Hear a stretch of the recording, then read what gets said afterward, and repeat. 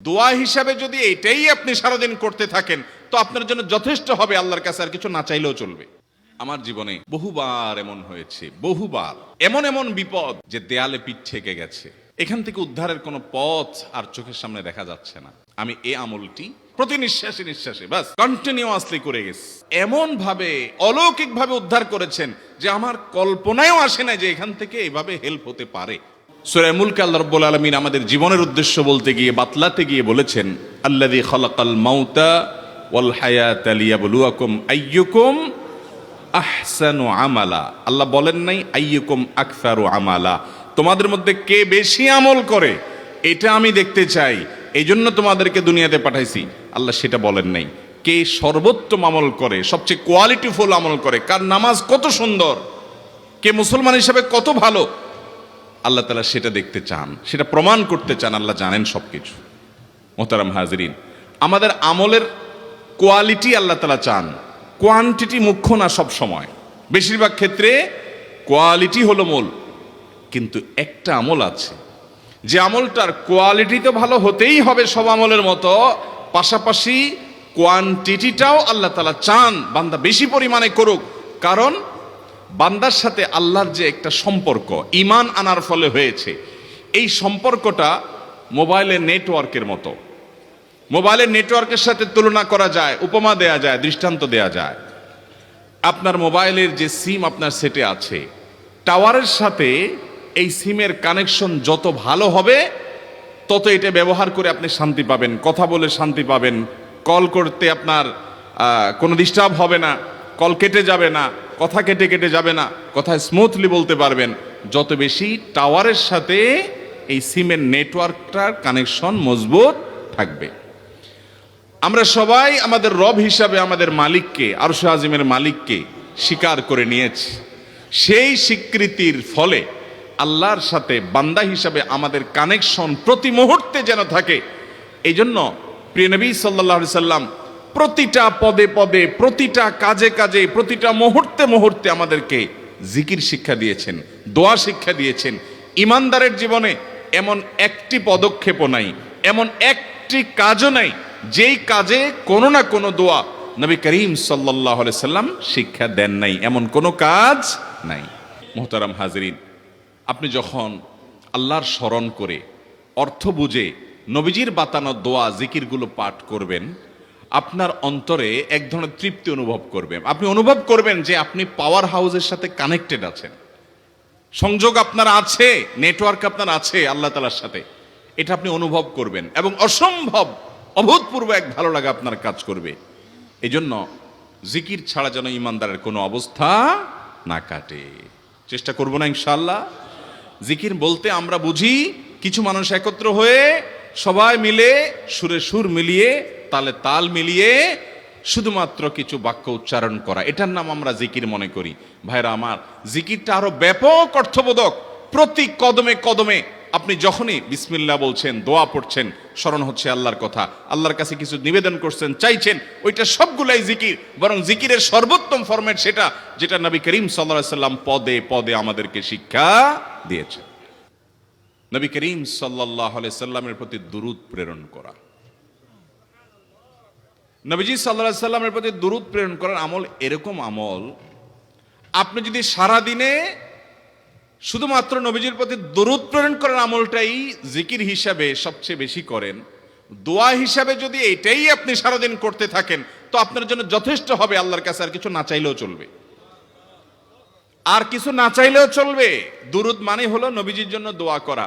ভাই, আল্লাহ তার হাবিবকে রহম করবেন, আপনার আমার দোয়ার দিকে আল্লাহর তাকানোর কোনো ঠেকা আছে?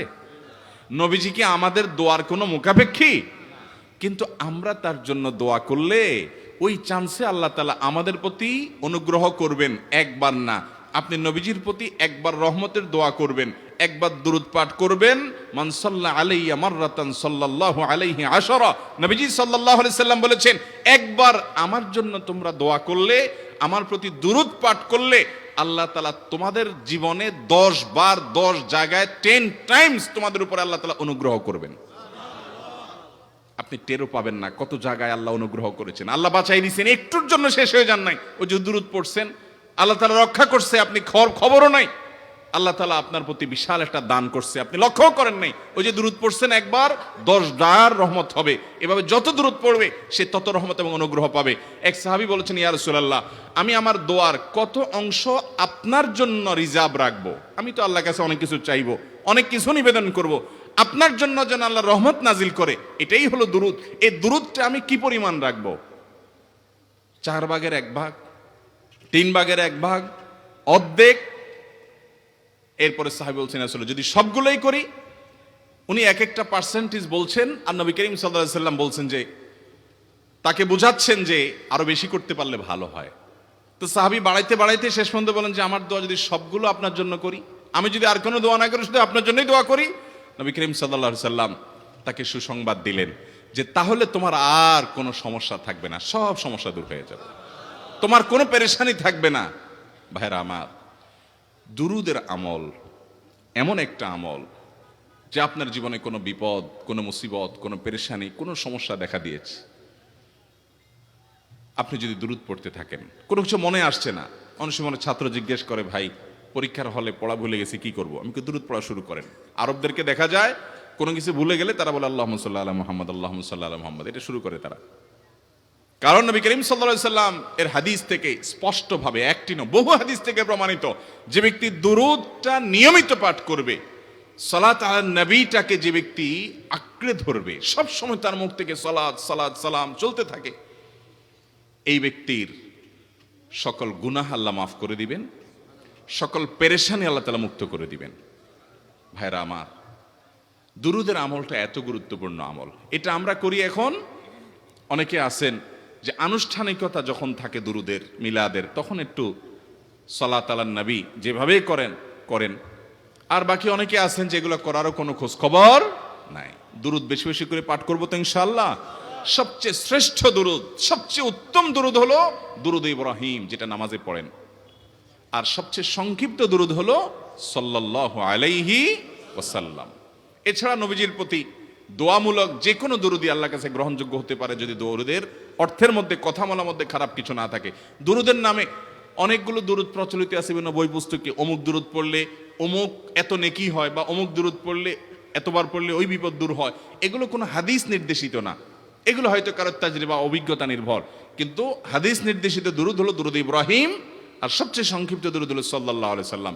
অর্থের ভিতরে যদি খারাপ কিছু, শিরকের কিছু না থাকে, নবীকে আবার আল্লাহর পর্যায়ে পৌঁছানোর মতো গোমরাহি যদি না থাকে দুরুদের অর্থের মধ্যে, তাহলে যে কোনো দুরুদই আপনি আল্লাহর কাছে পেশ করতে পারেন। আমার জীবনে বহুবার এমন হয়েছে, বহুবার এমন এমন বিপদ যে দেয়ালে পিঠ ঠেকে গেছে, এখান থেকে উদ্ধারের কোনো পথ আর চোখের সামনে দেখা যাচ্ছে না।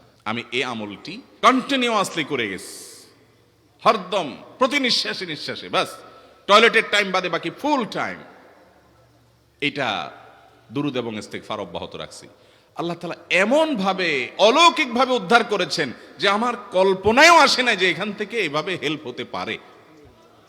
ভাইরা আমার অভিজ্ঞতার 2 পয়সার কোনো মূল্য নাই। আমার অভিজ্ঞতা কি আসলো না আসলো, এটাতে কিছু আসে যায় নাই। রহমাতুল লিল আলামিন, আল্লাহর রাসূল, আল্লাহর নবী ওয়াদা করেছেন যে আপনার পেরেশানি দূর হবেই হবে ইনশাআল্লাহ। অতএব দুরুদের আমল বেশি বেশি করবো না ইনশাআল্লাহ।